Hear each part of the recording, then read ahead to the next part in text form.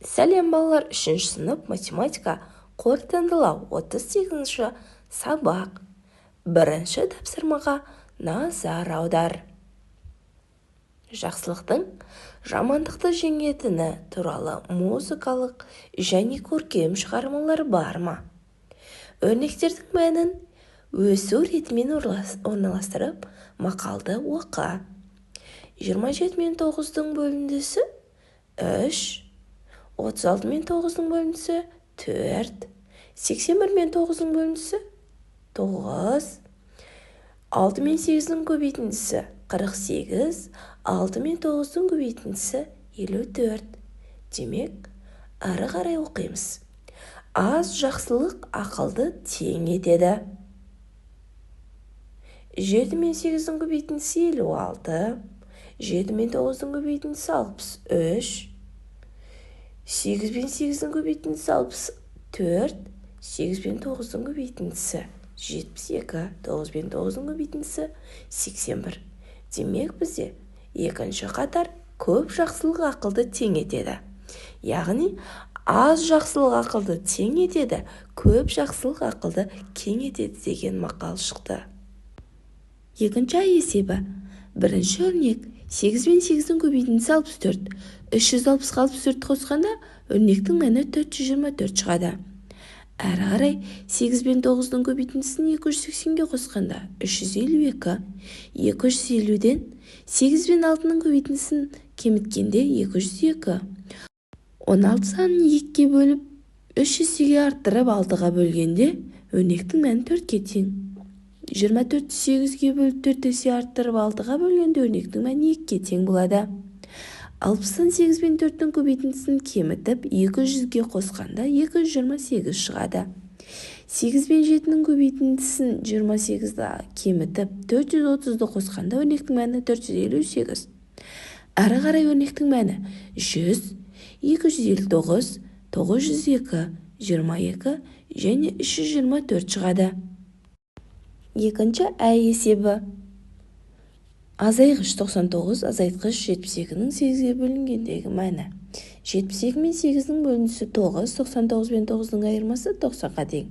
88-ден 9 мен 8-нің көбейтіндісін кеміткенде 16, 77-ден 63 мен 9-дың бөліндісін кеміткенде 70, 66-дан 9 мен 7-нің көбейтіндісін кеміткенде 3, 55-ден 6 мен 5-нің көбейтіндісін кеміткенде 25 шығады. Есептерді шығар. Ауданы 21 метр квадрат жұқа тақтайдан 1,7 жемсауыт жасалды. Демек, бір жемсауытқа 3 метр квадрат кеткен. Ал егер 24 метр квадрат тақтайдан қанша жемсауыт жасауға болады? Демек, 24 метр квадратты 3-ке 3 метр квадратқа бөлеміз. Өрнектің мәні 8-ге тең. Демек, 24 метр квадрат жұқа тақтайдан 8 жемсауыт жасауға болады. Үшінші есебі. Мектептегі әр оқушы 2 килограммнан қағаз қалдығын әкелу керек. Сыныптағы 8 ұл және 9 қыз қанша қағаз қалдығын әкелді? Олардың барлығының килограммын қағаз қалдығын өлшеу керек. 8 мен 2-нің көбейтіндісі 16, 9 мен 2-нің көбейтіндісі 18, 16 мен 18-дің қосындысы 34-ге тең. Демек, олар 34 килограмм қағаз қалдығын әкелген. Төртінші есепте. 9 мен 8-дің көбейтіндісі 72, 4 мен 0-дің көбейтіндісі 0, 12-ні 6-ға бөлгенде 2 шығады. Ал енді 72-ден 0-ді азайтқанда 72, оған 2-ні қосқанда 74 шығады. Ары қарай өрнектердің мәні 772, 46 және 75-ке тең болады. Мұндағы өрнектерді ең алдымен көбейту және бөлу амалдарын ретімен, содан соң қосу және азайту амалдарын ретімен орындау арқылы шығарамыз. Бесінші есеп. Немерелері апасына бақша өнімдерін жинауға көмектесті. Осы әрекетті қайырымдылық деп түсінуге бола ма? Бұл іс-әрекет көмектесу іс-әрекеті болып табылады. Кесте бойынша есептер құрастырып оларды шығар. Мұндағы бір жәшіктің массасы бірдей, жәшік саны 9, жалпы масса 81 килограмм. Бір жәшіктегі массаны табу үшін 81-ді 9-ға бөлеміз, 9 килограмм. Демек, жалпы массаны табу үшін 9 пен 4-ті көбейтеміз. Жалпы масса 36 килограммға тең. Келесі кестедегі есеп: бір жәшіктің массасы 8 килограмм, саны бірдей, жалпы массасы 48 килограмм. Санын табу үшін 48-ді 8-ге бөлеміз. Демек 6 жәшік бар. Ал енді бір жәшіктің массасын табу үшін 54-ті 6-ға бөлеміз, бір жәшік 9 килограмм. Үшінші кесте бойынша есеп. Мұндағы жалпы массаны табу үшін 9 пен 4-ті көбейтеміз, жалпы масса 36 килограммға тең. Ал енді жәшік санын табу үшін 36 килограммды 6 килограммға бөлеміз. Өрнектің мәні 6, демек мұндағы жәшік сан 6. Алтыншы есеп: берілген сызбаны пайдаланып құрылымы мынадай өрнектер құрастыр. 2 көбейткіштің қосындысы немесе 2 көбейткіштің айырмасы. Ал әрі қарай 2-3 амалдан тұратын өрнектерді құрастыр.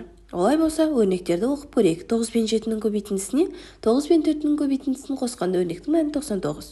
8 пен 8-нің көбейтіндісін 9 пен 3-нің көбейтіндісін кеміткенде өрнектің мәні 37-ге тең болады. Әрі қарай өрнектерді 2-3 амалдан тұратындай етіп құрастырып мәнін шығарамыз. Менде қалған 2 өрнектің мәні 3 және 17-ге тең болды. Жетінші теңдеуді шеш. 64 бөлінген x тең 85 пен 77-ге. Мұндағы x-ті табу үшін 64-ті 8-ге бөлеміз. X 8-ге тең болды. Әрі қарай 35 қосу x тең 81, өйткені 9 пен 9-ның көбейтіндісі 81-ге тең. X-ті табу үшін 81-ден 35-ті кемітеміз. X 46-ға тең болды. Келесі өрнек: a көбейту 8 тең 32 мен 32-нің қосындысы 64-ге тең. 64-ті 8-ге бөлеміз. Мұндағы a 8-ге тең болады. Әрі қарай теңдеуді тексереміз. 8 пен 8-дің көбейтіндісі тең 32 мен 32-нің қосындысына. 64 тең 64-ге. Теңдеулеріміз дұрыс шықты. 8-ші есеп: жақсылық пен жамандық туралы қандай ертегілер оқып, мультфильмдер көрдің? Жанама сұрақтардың берілген қысқаша жазу бойынша есептер құрастыр. Мұнда патша мен бүркіт, алдар мен бай, түлкі мен тасбақа және кене, тышқан мен жылан ертегілері берілген. Мұның барлығы жақсылық пен жамандық туралы ертегі мен мультфильмдер. Ал енді 8-ші а есебін оқып шығарайық. Әлия: 4 ертегі бұл сырымнан 2 есеге кем. Сырымда белгісіз ертегі. Сырымды табу үшін 4 пен 2-ні көбейтеміз. 8 ертегі. Демек, сырым 8 ертегі оқыған. 8-ші а есебі: Әлия 4 мультфильм. Бұл 2 есеге артық сырымнан. Сырымда белгісіз мультфильм және екеуі бірге қанша мультфильм көргенін табу керек. Ол үшін Әлияның көрген 4 мультфильміне қосамыз. Сырымның 2 есе кем ертегісін. Өрнектің мәні 6-ға тең. Демек екеуі бірге 6 мультфильм көрген. 9-шы есептерге өрнек құр. Сыныпта безендіру үшін қыздар 24 ойы ойды, ал балалар одан 4 есе кем ойы ойды. Олар бірге неше ойы ойды? Ұлдар 24 пен 4-ті бөлгенде шығады. Демек, ұлдар 6 ойы ойған. 24 пен 6-ның қосындысы 30-ға тең. Барлығы 30 ойы ойған. 9-шы а есебі: оқушылар хайуанаттар бағындағы жануарларға 9 килограммнан 5 қап шөп жинады. Оның 19 килограмм құландарға берді. Неше килограмм шөп қалды? 9 пен 5-нің көбейтіндісінен 19 килограммды азайтамыз. Өрнектің мәні 26-ға тең. Демек, 26 килограмм шөп қалды. 10-шы есеп: өрнектің мәнін есепте. Қосылғыш 32, қосылғыш 72 мен 8-ның бөліндісі. Өрнектің мәні 48-ге тең. Бірінші қосылғыш 8, екінші қосылғыш 9 пен 8-дің көбейтіндісі, қосындының мәні 80. 77-ге 63 пен 9-ның бөліндісін қосқанда 84, 16-ға 9 пен 7-дің көбейтіндісін қосқанда 79. Ал 55-ке 6 мен 5-дің көбейтіндісін қосқанда 85 болады. 11-ші тапсырма дәптеріңе ауданы осындай басқаша фигуралар сал. Мұндағы фигураның ауданын есептеп көрейік. С тең толық шаршыларға толық емес шаршыларды 2 есеге кемітіп қосамыз. Яғни 5-ке 4 пен 2-нің бөлінісін қосамыз. Өрнектің мәні 7-ге тең. Демек, мұндағы фигураның ауданы 7 см². Жарайсыңдар балалар, өте жақсы. Бүгінгі сабақ түсінікті болса, видеоға лайк басыңдар және де осы каналға тіркеліп алыңдар.